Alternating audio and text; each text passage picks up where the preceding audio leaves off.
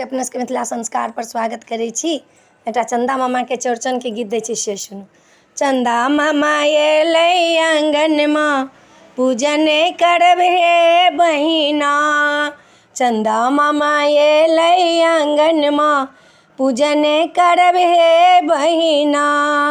मायो के मामा बेटो के मामा, मायो के मामा बेटो के मामा, सृष्टि के मामा कहावत पूजन करब हे बहिना।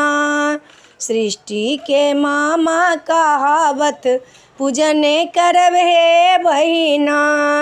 चंदा मामा एला आंगनमा, पूजन करब हे बहिना।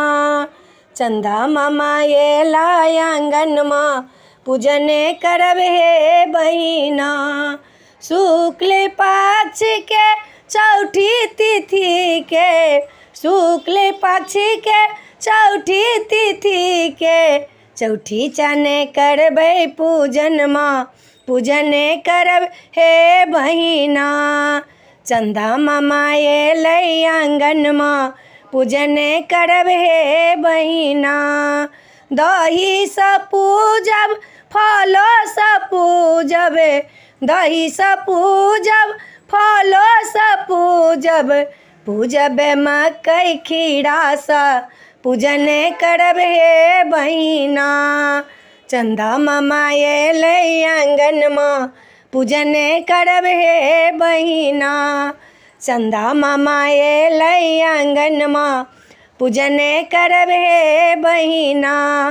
आऊ आऊ चंदा मामा अंगना में आऊ, आऊ आऊ चंदा मामा अंगना में आऊ। देव पीढ़ी बैसनमा, पूजन करब हे बहिना।